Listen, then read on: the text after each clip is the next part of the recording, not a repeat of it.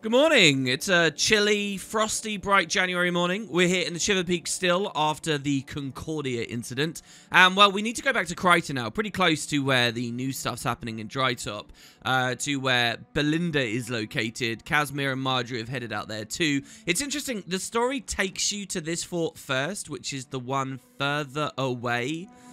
It would have made more sense to be here, but I guess, really, you'll notice waypoints have become a big part of the story now, and the suggestion might be that we are waypointing. Waypointing is one of those scary things, honestly, that I'm not honestly sure the devs should have started talking about in serious detail. They are, to me, more of a gameplay mechanic than anything else, but they are obviously physical devices seated in the world. The initial scouts that you ever listen to do talk about how they're of Asuran design, and the Asura are getting the money when you use them, so I kind of respect that they tried to make waypoints a bigger part of the story, and well, they successfully have here, and maybe that justifies why we go to the further away fort first. It would have been kind of cool if we had another decision which fort to do at which time, but maybe in terms of the emotion of the story beats and stuff, they just felt that a specific order was the way to go.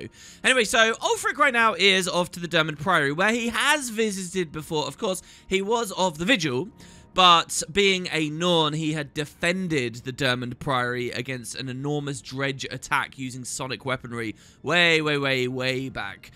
He's returning here today because there is a sneaky update that came specifically with this release, Entanglement, that a lot of people never noticed. In fact, I myself even forgot about it until I saw the devs talking about it on their stream.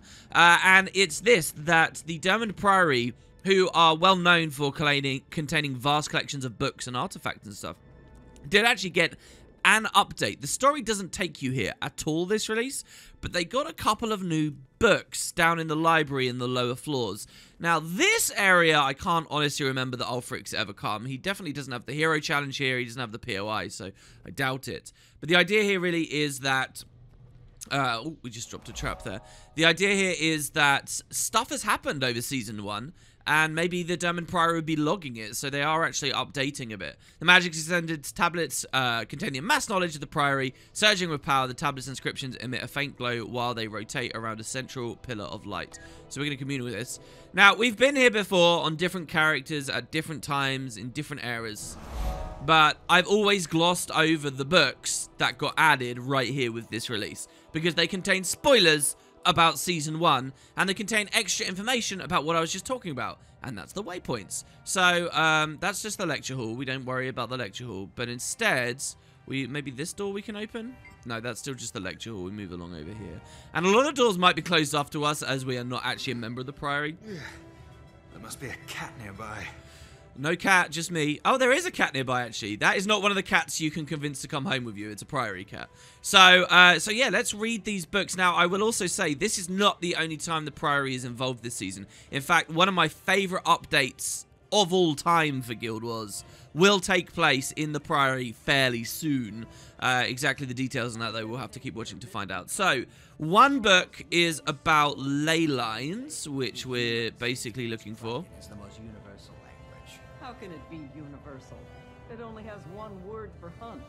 There is one book here about waypoints. Now, this is new. Right now, this release has got added. It's called Erosion and Waypoint Stability by Technician Penn.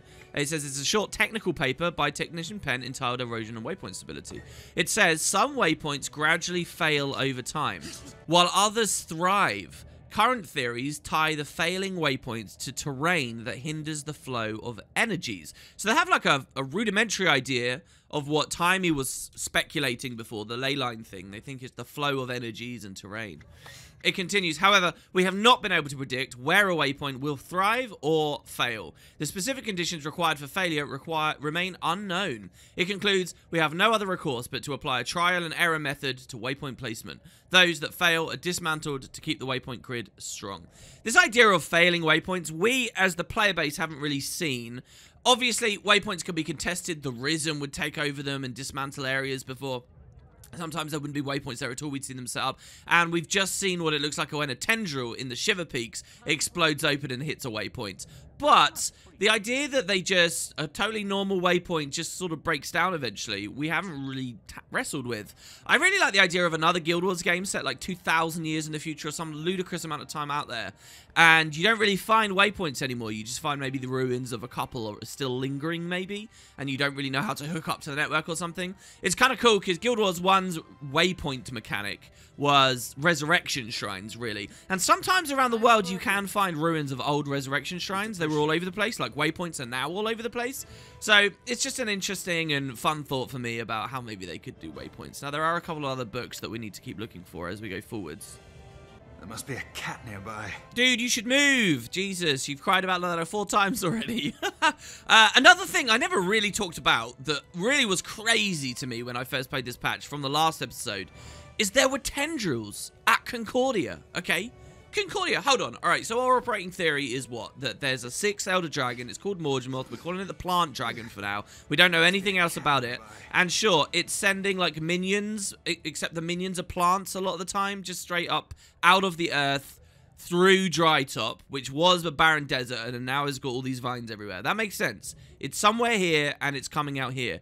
All of a sudden, though, on the other side of the planet, okay, well, not really, a good clip into the continent, in mountains, in the freezing cold, we see some more.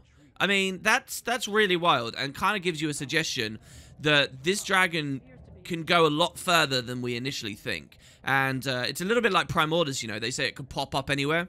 And, well, it seems to have burrowed pretty far.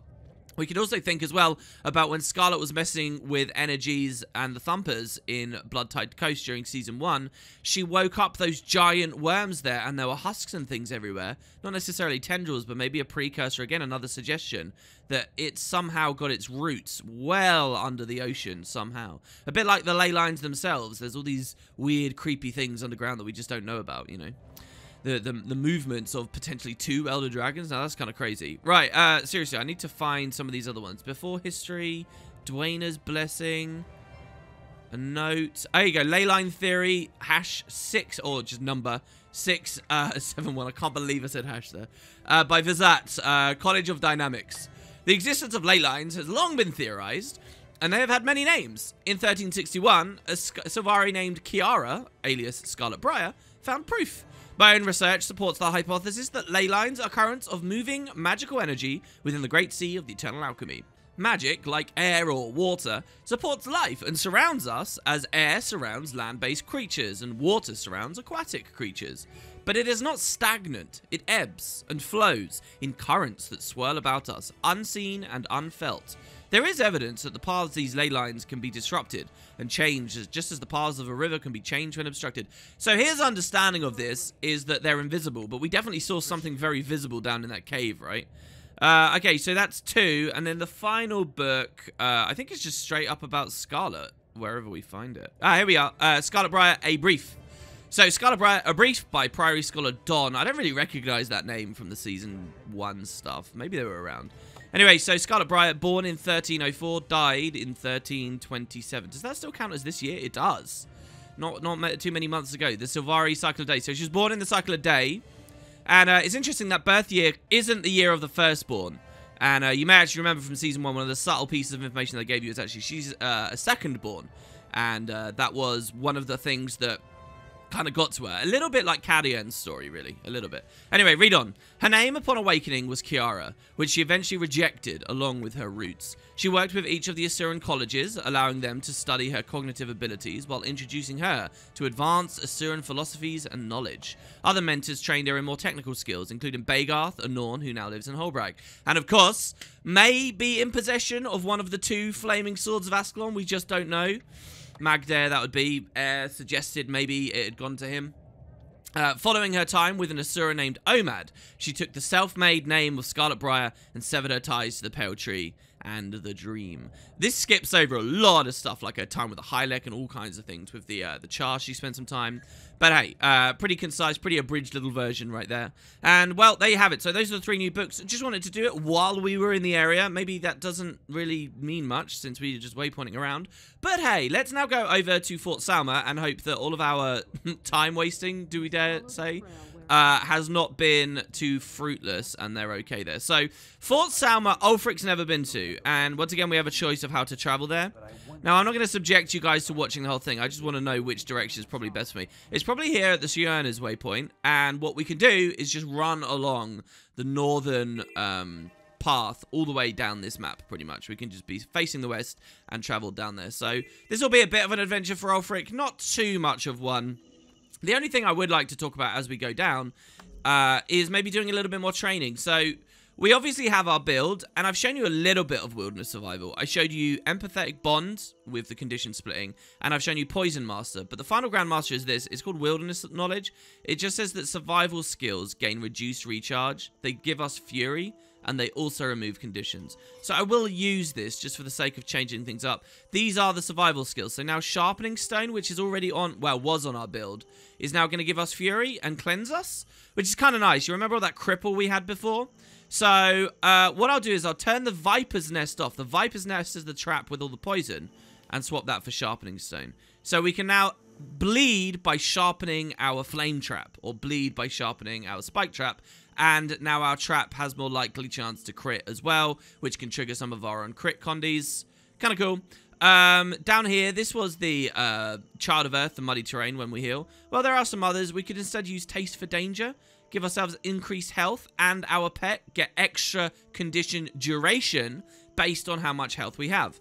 Now, this is kind of cool because all of our armor has lots of health on it, so that's nice. And then a different choice here might be, say, Refined Toxins, which is when we are at really high health, which we're, you know, helped to be at for this, we apply poison. Once every 5 seconds, we'll deliver 6 seconds of poison. So basically, and our pet does the same. Oh, man, we got in combat. But basically, what that means is, say, a skill like Winter's Bite, right, which is just bleed and chill, and then our pet does weakness. This will also poison now, too. As we just hit random things, like this bandit, we don't have to use a poison-applying skill. Like, I'll throw this knife at him, and it will poison him. It's all getting very thiefy, really, in a way. And you'll see here. And so he gets a little bit of poison. And then the pet will attack, and he gets a little bit more poison. Pretty nice, and obviously a really good combo for Poison Master. But for the sake of changing things up, we'll do this. So there you go. I did just want to do some different stuff. And, yeah, as we travel through the collapsed Tower of the Nightmares, we'll see what else has happened at Kessex. Let me just say, Kessex is a map that's gone through a lot of different versions. A lot of changes happen on this map. Not just because of the Tower of Nightmares, but, well, we saw a ton of tendrils at Fort Salma, Fort Concordia earlier. Who knows what we'll find at Fort Salma now. Well, here it is, just over this hill, and we'll get our first glimpse in 1 second. What I would say is the main entrance to the fort is here. However, the entrance to the story is on the other side of the building, so that's not too good, really. That's our entrance back up towards Claypool and some of the earlier Queensdale stuff. And, well, it looks okay-ish from this angle, I guess, maybe. The Seraph don't really want to talk to us in any way, so that's cool. I guess we'll just go on around to the other edge now. Look at that. Look at the new vista when you check out this place. Especially in day, I love it at Kessex. This is a nice, cool, wintry night. This is kind of cool because this waterway still looks exactly as it did when Kessex first came out, and yet so many things have changed around it. Kind of nice. By the way, I just mentioned a cool wintry day. As I said, I'm recording this in January. Kind of a weird coincidence. The day that I'm recording this lines up pretty much about when Season 2 ended way back in 2015. Right at the start of 2015, Season 2 ended. It's kind of funny. The season began in summer, and their plan was to do an episode every 14 days. And so far, they've succeeded. Entanglement was 14 days later. But they only got 8 episodes out, and it ended in 2015, over half a year later. So what can that mean? Well, only one thing, that the devs couldn't actually sustain the quality and length of these patches, and there ended up being delays. We'll get to those in time. But okay, so far everything's okay. We get the entrance to the instance, and I'm just going to jump on in. It is called Trouble at Fort Salma, though. And once again, not a very good loading screen. Well, it shifts to day for us now. That's the Centaur camp back there. Kind of cool to take us near one after we saw so many peaceful. I know. Be careful. So we get Penelope and Blue Manu, who kind of followed around in Season 1. We saw them get offset by various disasters. Are they still there? Oh yes, in all directions. Quaggins cannot flee. I kind of like male Quaggan voice. It's the female Quaggan voice that is just and the child Quaggan voice that is so high pitched. Quaggan has a lot to think about. Yeah, I'm sure you do. It's so ridiculous. Eee, do not come any closer. It's okay. I'm not gonna hurt you. Can you kill those monsters? You look like you could kill those monsters. Quaggan wants to leave soon. I can't do the Quaggan voice this morning. My throat is too sore. Whenever I wake up in the morning, I always have quite a rough throat. Look, they've got into the little house. How cute is that? Oh, my God. And it didn't get rid of the dialogue, though, even though they've despawned. Wow. That's quite clever. What's happening? Quaggan, we lose the image of her face because what's actually happening every time you click through one of these dialogue windows is it's, for lack of a better term, it's taking a screenshot of the current image of whatever that character's rendered like and copying it up here. But they're not rendered anymore because they've gone into the building. Quaggan isn't sure, but plants are growing evil. There are many dying inside the fort. I'll see what I can do. So, yeah, this one's hidden a little bit better, concealed a bit better. This one I never really had a moment before where I've been having to hide what it looks like from you all. But the fort is under attack. You just can't kind of see so well from the outside. Certain angles you actually can. The little run that Ulfric did a second ago, for example, I could have cut in a bit earlier. And if you look really close, you can see one of the tendrils over the wall. But I think you're not really meant to. Look at that. Look at all these bleeds. 20, 28 bleeds. Did I just see that? We should really get a more bleed-oriented pet. And I still haven't looked up if there's anything we can do in Dry Top for a new pet. Hey, but anyway, so there is a bonus achievement on this one, once again. In fact, I never mentioned, I think there's like different achievements for choosing either Rox or Bram in that other story step a moment ago. But down there, you'll see that there is some Mordremoth fighting. And by the way, we're condition damage against all these husks, which feels really good. This is one of the little things the devs started doing, making different builds feel fun. If you rush there quickly and save them all, you get an achievement. Hey, glad to have a helping hand. Part of my squad is pinned down at the bottom of the hill. If you can go get them, I'll open the gate and let you all in at once. We can give you cover from the walls. Hurry, they won't hold out much longer. Right, so yeah, this is the moment, and I think on our first time through, it's not really possible. As I say, the specific way that the devs implemented this stuff isn't great. Like, it shouldn't feel like something you could have done your first time. But, hey, so anyway, we get the Mordremoth husk. We can just blow these guys up with traps. This guy went downstate. We'll just try and res him. And overall, we should be fine. I kind of want a few more blinds. Here, the healing spring is going to be really good because it will cleanse everyone and regen everyone. I should probably just kill it first. If you're in combat, you res slower, so probably a little bit of a silly idea there. And voila. Cool. So we've escorted them, and now we escort them. A full-on escort like this doesn't happen in Guild Wars much. Usually, if you're escorting someone, they have their own movement, their own pathing, and you're, like, following. But on this one, it's them following us, which is much more Guild Wars 1-y, really. But again, a bit rare, really. I'm not sure why the devs don't do this format much. Maybe they're scared you'll take NPCs to a weird place or something a lot of the time. In the open world, in particular. I'm going to escort a caravan, and I end up taking them to the other side of the map for no reason. My sister and Kazmir are holding the courtyard. Get in here if you want to join them. All right, so yeah, we see Belinda again. We only get a fleeting glimpse of her up on the side there. But they were casting barrage and stuff and helping. Look at the fortifications. I like it a lot. And as we move in... Jory, backup's here. And not a moment too soon. Belinda and the Seraph are holding the walls for now. There seems to be no end to these attacks. We should take the stragglers that make it past the Seraph. The creatures keep coming, both over and under the walls. Good thinking. I'm determined to hold out until they stop. Me too. A Seraph told me they've got great obelisk shards here, from the Tower of Nightmares. They're too valuable to let fall into the wrong hands. Get ready, everyone. Here comes another wave. Sis, the eastern gate is getting hit hard. Can you get over there and reinforce it? You betcha. We can use the northern wall to get there. Looks safer than trying to plow through the middle. When you get there, bring the siege weapons back up. You'll need their firepower to keep the gate clear. Lead on. We'll follow. So, yeah, you might have been wondering, why would this place be attacked? Obviously, we heard about the amulet and the shipment of magical artifacts going through the other fort. But what about this one? Well, it's this idea that the obelisk shards from the crate are actually still around. And that's why Mordremoth, or the Mordrem at least on their own, are interested in this place. It's very consistent with the way that Zaitan operated. This is a cool instance, by the way, because Kazmir seems to have a version of Time Warp, which gives us all quickness. and she spams it, like, hard. So, by the way, we can come over to Belinda, sort of, but the devs are trying really hard to not let you be too close. Or at least I kind of get the sense of that. Also, did you guys detect that? I think in this mission, there was a little bit cut out, honestly. Look at the Seraph being attacked now. I love all these little animations. They're so gruesome. But they're all slightly moving, and they're just caught, and really feel like they're getting choked out like snakes, you know. Or constrictors, I should say, more specifically. Different snakes kill you in different ways, right? I'll come up here instead of through the middle, which I think does do a bit of poison. I think there's a bit cut out of this, which is a defense. My power is yours. Make it count. Marjorie said, another wave's incoming, and I think I'm about to fight, and then instantly Belinda starts talking and says, can you go over to the other place?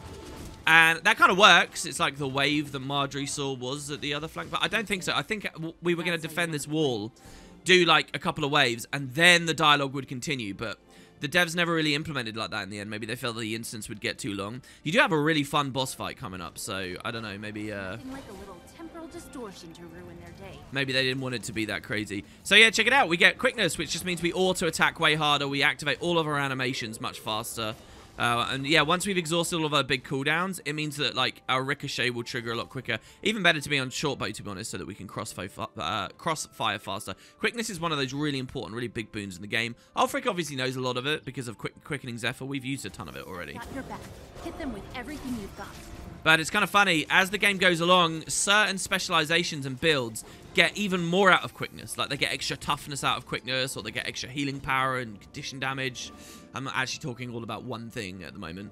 But so, the idea that she just spams it on you, and you, like, everyone has so much is really cool. She feels a lot more impactful than Marjorie, for example.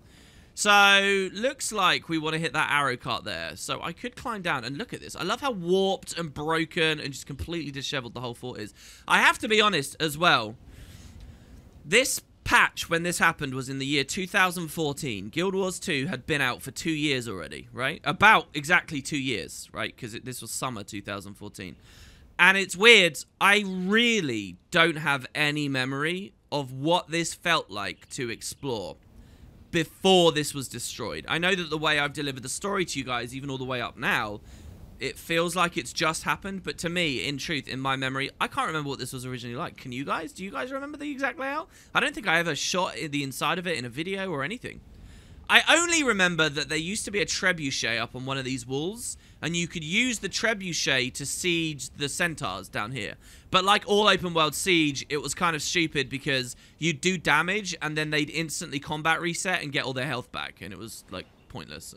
I remember that, but I don't really remember much else. And hell, maybe that trebuchet is even still here. Anyway, so we're going to jump across this roof. I'm not sure if they really want us to do it this way. Maybe they want us to climb down now. But that takes us through the sludge in the middle. So here. Alright, anyway. Let's get some more sharpened blades on him. So yeah, we can sharpen our crippling talon to extra bleed and poison from the refined toxins on nature magic. Pretty nice. Alright. I don't know how to work an arrow cart. You don't? I must have skipped out the date we covered siege warfare between my etiquette and dance classes.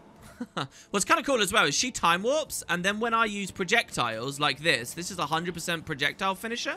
So I will confuse, which is also a condition, which also I get extra damage on. So anyway, once again, I'm going to get on the machine, but I'm going to cover myself with a couple of traps here. And so on we get. And we get 3 different siege abilities. I believe when this first came out, you only had fire. But some updates to the world versus world game type in the interim years actually added these 2 also. So you get cripple, you get a big bleed one, or you get just regular fire. So I would just use the other 2 first. And you'll notice we do enormous damage. They're all white numbers, none of them are critting.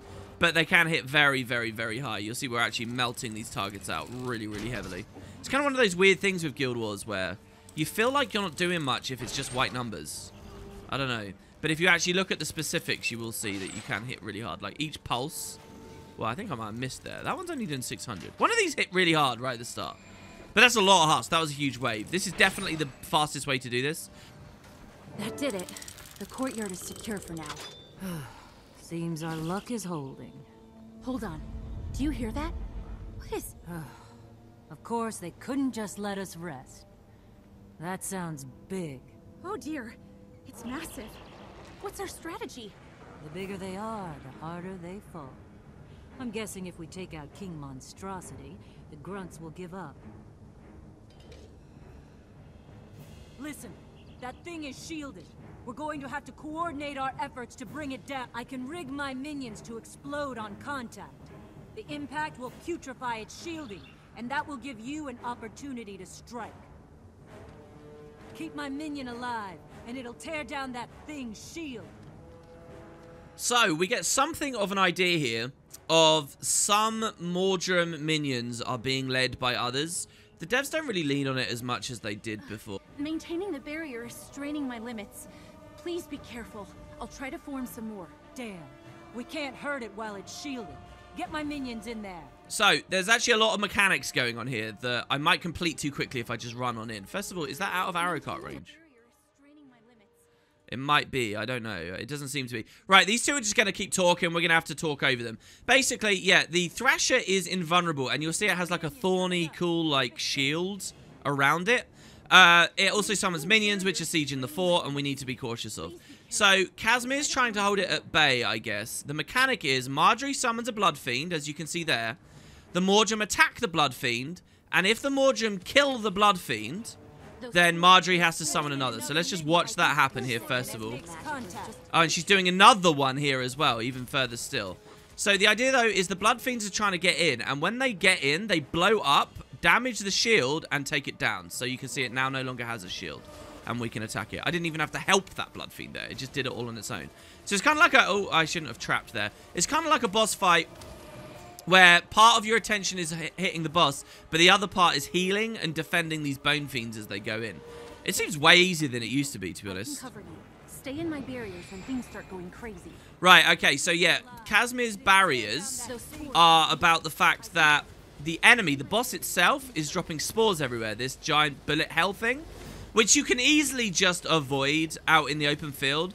But if you stand inside Kazmir's feedback, I know that feedback looks quite similar to Time Warp, but if you stand in her feedback, then you'll be safe, right? So you'll never really take any damage. The idea is you want to keep moving through these feedbacks while defending the Bone Fiends. And once a Bone Fiend successfully gets in, you want to then hit the boss.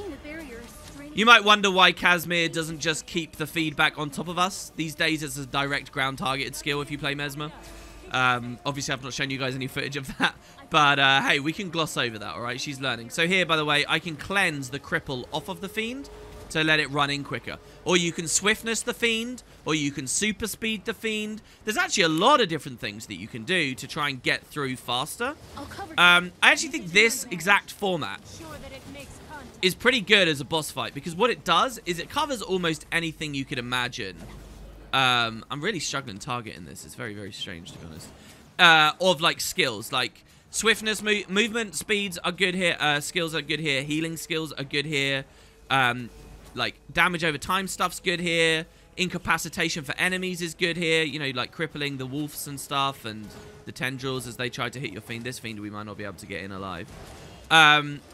And just everything. If you think about it, there's reflects are good. Blocks are good. The only thing that might not be very good is stuff like stability, I guess. Like, there's not much crowd control here. But this is exactly the kind of boss fight that I think there should have been, like, an elite achievement to, like, be really difficult. He becomes really challenging, and they make it a super tough one. Obviously, Ulfric's struggling a bit here.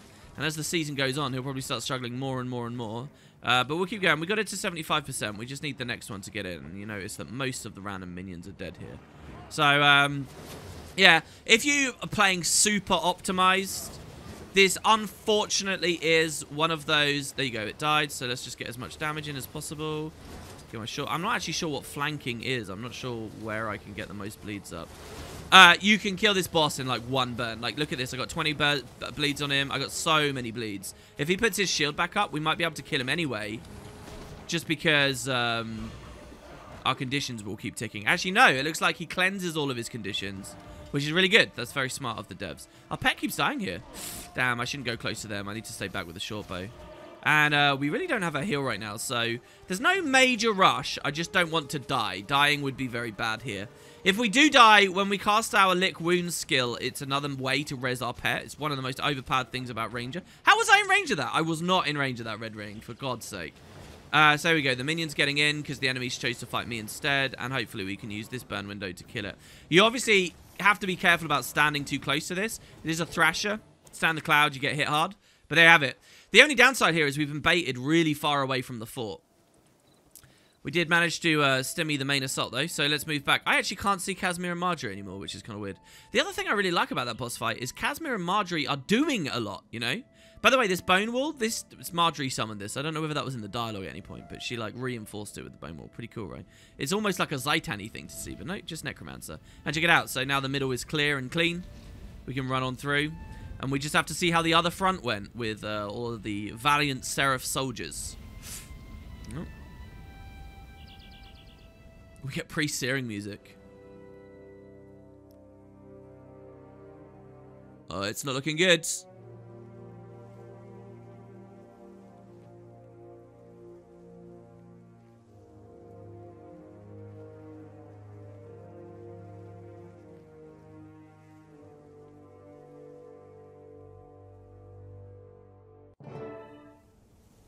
We're here, Jory. I know. Tell us what you need. I'm okay. I just needed a minute. I'm sorry. I understand. Completely. I can't lose control here. If you're too sweet to me, I'll fall apart.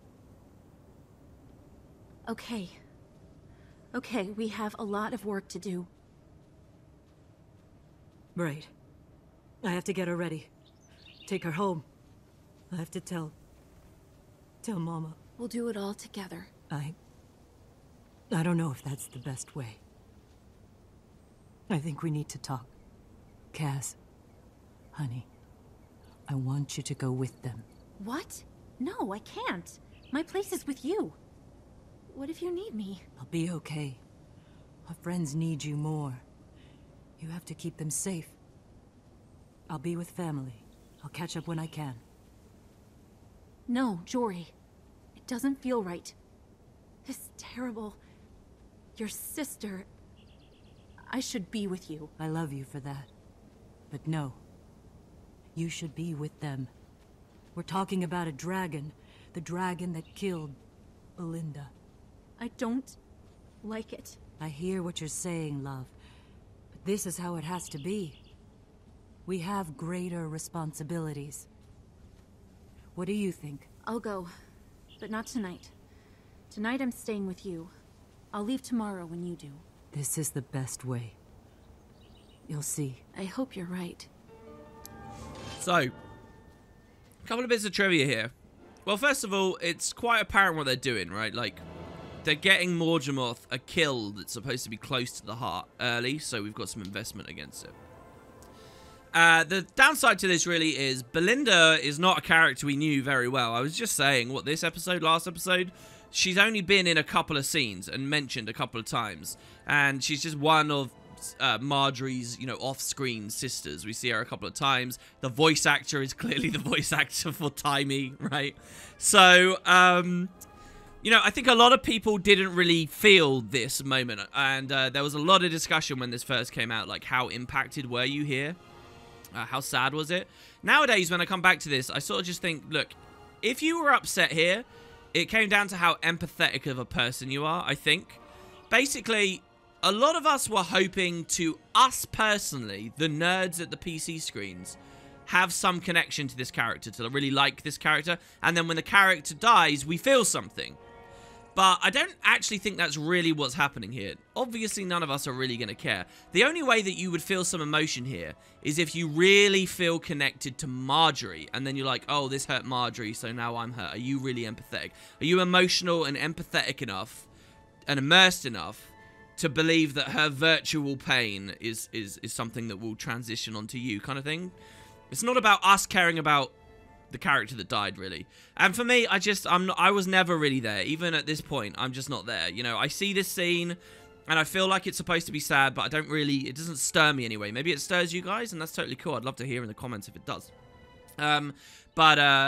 It's interesting this, because I think ArenaNet knew it wasn't that great of like an emotional beat. Look back at that cutscene. You'll notice it was eerily silent, and we just saw the silhouette of Marjorie like breaking down in the dialogue there. Which is interesting. The devs did say that they did record voice lines for Marjorie. That actually was something that was voice acted and there was going to be like a dramatic, emotional, dun-dun-dun kind of moment. But they realized the cutscene worked just a lot better if it was just muted. And you just kind of get the suggestion of what they're going through. And I think that matches it a lot better, to be honest. So there you have it. And then they kind of labor the point of Kazmir wants to help her. She wants her to leave, blah, blah, blah, blah, blah. So there you go. They split the girls up, just as we said. And we can't even intrude, by the way. There's that cool little moment where they say, what do you think? And it's almost like they're talking to Ulfric. Which would just be so weird and out of place. No. Ulfric is really on the sidelines on this one a bit. And I think it kind of works, you know. He's just kind of staring down at these puny humans with their issues. Her legend will be great. She has fallen to the greatest threat Tyrion now knows. You know, that's cool, and he's all right with it, I think. Norn have quite a healthy conception of death. By the way, just casually off in the background, lots of other soldiers dead. I like how I keep pointing out how much I enjoy these animations, and then all of a sudden, the tragedy of what we're actually looking at should sink in. And yeah, she's just one of any of these people who are still having to fight away. They get no time to mourn. We do, because we're the commander. All right, so there you have it. That's it, really. And that's the 2 forts dealt with, sort of saved at the cost of Belinda. And great personal cost to Marjorie. Now we're going to return to Timey, who's been on her own at the Cavern of the Shining Lights. Who knows what she's found out, because this was a bit of a crazy room, right? Hopefully no inquest have returned. I'll get traveling there as soon as possible. Back through Dry Top. A little bit of that backtracking I was talking about before. This time I guess we'll be doing it at night. And I guess I will see you guys over there for the next one. Thanks very much for watching. See you soon, guys.